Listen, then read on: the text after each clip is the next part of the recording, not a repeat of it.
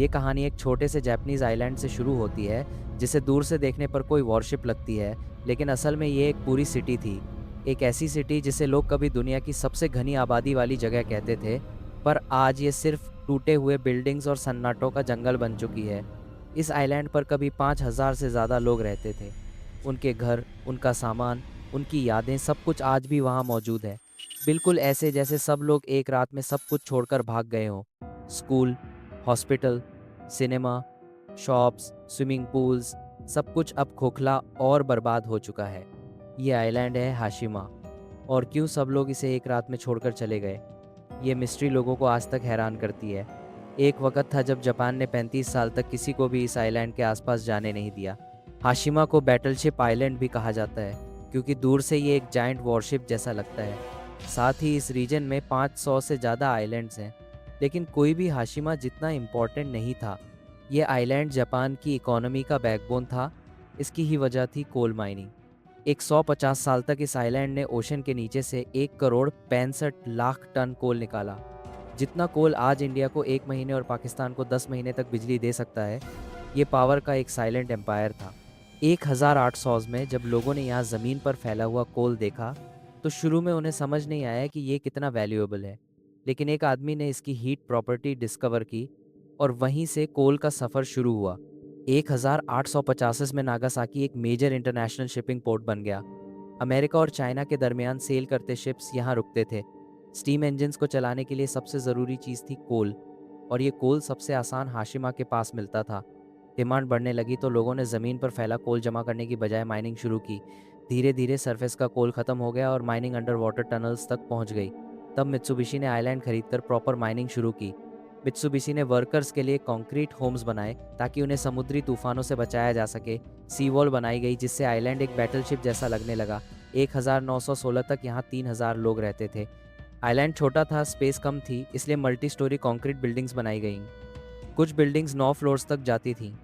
ये जापान की पहली हाई राइज कंक्रीट हाउसिंग थी, लेकिन इतनी बड़ी पॉपुलेशन के लिए ये भी काफ़ी नहीं थी। 1950 तक कोल प्रोडक्शन 4 लाख टन तक पहुंच गया। आइलैंड का एरिया सिर्फ 11 एकर्स था, मतलब हर एकड़ में 335 लोग रहते थे। ये डेंसिटी आज भी दुनिया में किसी सिटी में नहीं मिलती। हाशिमा लिटरली एक कंक्रीट मेज़ बन चुका था। माइनिंग कंडीशंस बहुत डेंजरस थी। अंडरग्राउंड टनल्स में टेम्परेचर 45 डिग्री तक पहुंच जाता था और ह्यूमिडिटी 95% होती। यहाँ काम करना हर रोज़ ज़िंदगी का रिस्क लेने जैसा था। वर्ल्ड वॉर के दौरान यहाँ चाइनीज़ और कोरियन प्रिजनर्स से ज़बरदस्ती काम करवाया गया। बहुत सारे लोग मर गए। आज भी जापान को इस बात पर क्रिटिसाइज़ किया जाता है। ये आइलैंड एक माइन के साथ एक जेल भी बन गया था।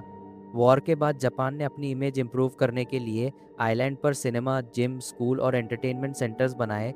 फ्रेश पानी मेनलैंड से पाइपलाइन के जरिए आइलैंड तक लाया जाता था। 1960 तक दुनिया में ऑयल ने कोल को रिप्लेस करना शुरू कर दिया। कोल की डिमांड घटने लगी। हाशिमा जैसा आइसोलेटेड आइलैंड अब प्रॉफिटेबल नहीं रहा। मेंटेनेंस और सी वॉल रिपेयर का खर्च बढ़ता गया। स्टॉर्म्स और टाइफून्स आइलैंड की सी वॉल तोड़ते रहते थे। रिपेयर पर करोड़ येन लगते थे। मित्सुबिशी को समझ आ गया कि आइलैंड का फ्यूचर खत्म हो चुका है। 1970 तक थाउजेंड्स वर्कर्स को हटाया गया। कुछ को शिफ्ट किया गया, कुछ को जॉब से निकाल दिया गया।